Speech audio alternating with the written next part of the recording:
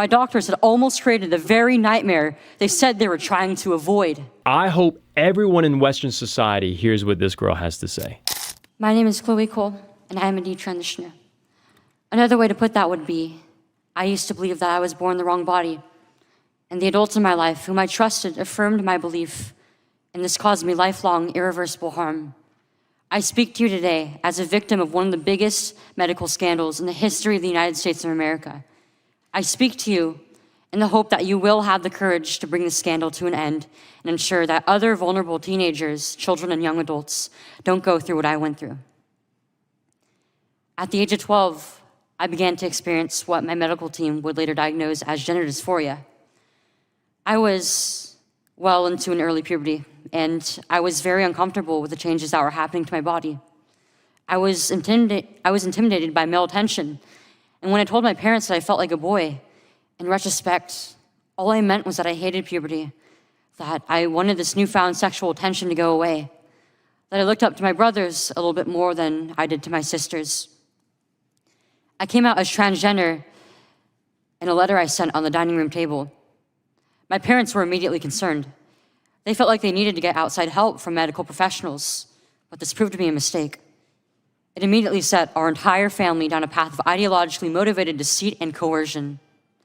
The gender specialist I was taken to see told my parents that I needed to be put on puberty-blocking drugs right away. They asked my parents a simple question: would you rather have a dead daughter or a living transgender son? The choice was enough for my parents to let their guard down, and in retrospect, I can't blame them. This was the moment that we all became victims of so-called gender-affirming care. I was fast-tracked onto puberty blockers and then testosterone. The resulting menopausal-like hot flashes made focusing on school impossible. I still get joint pains and weird pops in my back, but they were far worse when I was on the blockers. A month later, when I was 13, I had my first testosterone injection. It's caused permanent changes to my body. My voice will forever be deeper, my jawline sharper, my nose longer, my bone structure permanently masculinized, my Adam's apple more prominent, my fertility unknown. I look in the mirror sometimes and I feel like a monster. I had a double mastectomy at 15. They tested my amputated breast for cancer. And I was cancer-free, of course. I was perfectly healthy. There was nothing wrong with my still developing body or my breasts, other than that, as an insecure teenage girl, I felt awkward about it.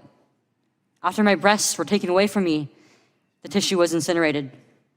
Before I was able to legally drive, I had a huge part of my future womanhood taken from me.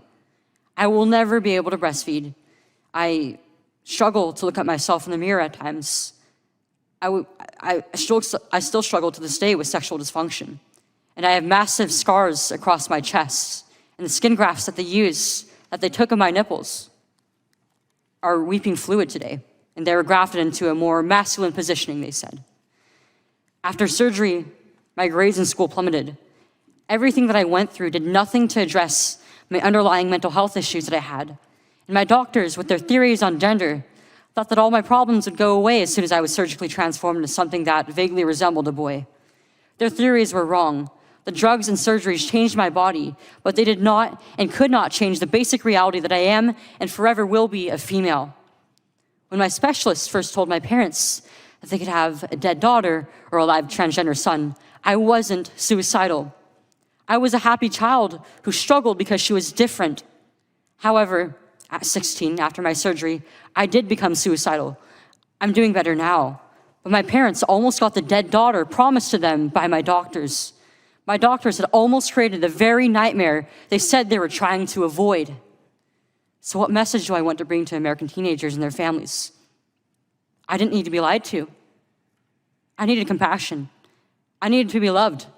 I needed to be given therapy to help me work through my issues, not affirm to my delusion that by transforming into a boy, it would solve all my problems. We need to stop telling 12-year-olds that they were born wrong, that they are right to reject their own bodies and feel uncomfortable with their own skin. We need to stop telling children that puberty is an option, that they can choose what kind of puberty they will go through, just so they can choose what clothes to wear or what music to listen to. Puberty is a rite of passage to adulthood, not a disease to be mitigated. Today, I should be at home with my family celebrating my 19th birthday. And instead, I'm making a desperate plea to my elected representatives. Learn the lessons from other medical scandals like the opioid crisis. To recognize that doctors are human too, and sometimes they are wrong. My childhood was ruined along with thousands of detransitioners that I know through our networks. This needs to stop. You alone can stop it. Enough children have already been victimized by this barbaric pseudoscience. Please let me be your final warning. Thank you. The crazy part about all of this is that the doctors feared for her committing suicide, and literally after the surgery, now she actually becomes suicidal. I mean, this is their whole argument, right? A little boy wants to become a girl, so the doctors say, hey, wouldn't you rather have a living girl than a dead son? And she's saying, I wasn't even suicidal before the surgery. She became suicidal after the surgery, and all these things you don't even hear about. I mean, as someone who's big about health and nutrition, right? I don't even like to take Advil. And to think about going through hormone blockers and getting testosterone shot into your body. I mean, what do you think is going to happen? You think the body, this God-created body, is just going to receive all of that and be like, oh, great, let's become another gender, let's become another sex. It's a little baffling if you think about it, that it's almost as if it's like Frankenstein or some sort of weird, crazy world that we live in, that we're literally going to pump these girls or these boys with opposite hormones and get them to look differently than how they were created. And God said, let us make man in our image, after our likeness. So God created man in his own image. In the image of God, he created him, male and female, he created them. We live in a crazy time, y'all, that these children are watching television and seeing crazy things thrown at them, and they're just developing, like they're just growing up. And of course, they're gonna think other things. My children pretend like they're princesses and queens, and they act out different things. They love to imagine, and yet Miss Cole is saying that she looked up to her brothers more than her sisters. We got strengths, we got weaknesses, but to try to switch sides, go on the other side of the table, doesn't make any sense,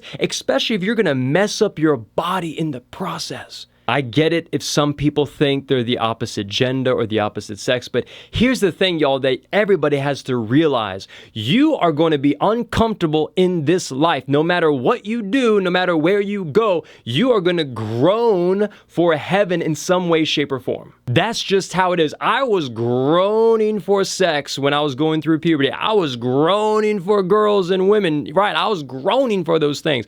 I was suffering for those things. Then I gave my life to Jesus and I cut it off cold turkey, and I was groaning still. I mean, it makes sense, right? Boys and men should be the leaders. I mean, God did that for a reason, right? Like, I am stronger than my wife. I am bigger than my wife. It's only natural. I have certain administrative abilities to lead our family that my wife doesn't have. She has more nurturing abilities to help raise the children, to take care of me. And I had to suffer. I just had to take the pain and the suffering because I knew watching pornography was not the right choice. I knew sleeping around with girls was not the right choice. I had to just take the pain. The Bible says, he that suffers in the flesh has ceased from sin. And the problem is right now in our society, even in the church, we try to circumvent feeling pain or suffering, right? We take a pill, we watch some television, right? There's all these things to make us not feel the pain. That's why millions of people are addicted to painkillers in the Western world. And now we got a whole bunch of children that are confused about their identity. They don't know. They're trying to find peace. They're trying to find joy. They can't find it. So they're like, well, let me become another gender, another sex. Guys, we are all going to suffer in this life, all of us. We live in a fallen world, but here's the thing. Our souls, our spirits are crying out for heaven. Our bodies are crying out for heaven. Where there is no more tear, where there is no more pain, there is no more gender dysphoria.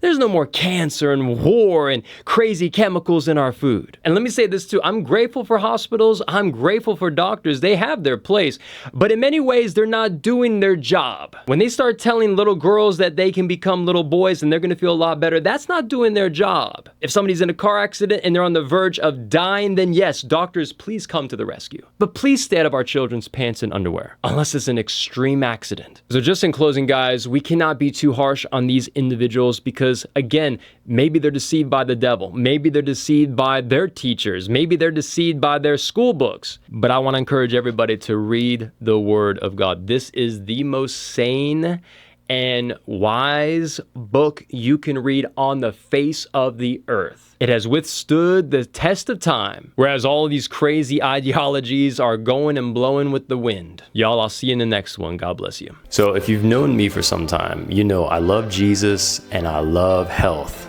And concerning health, I do everything from eating pretty much meat, sleeping on the floor, working out. But just in the past month, I've incorporated this bad boy here, a red light therapy device from Cyto LED. I use this pretty much every morning when I wake up and every night before I go to sleep. And I've experienced significant results from using this. The first thing is my sleep has greatly improved, all from using this red light device. All I do is turn it on and sit in front of it. So for me, I'm sold on it. I'm planning to use this thing for the rest of my life, as long as I have access to it and electricity. Check out the link below to get your own Cyto LED 1 panel and use my promo code to get a significant discount on the device.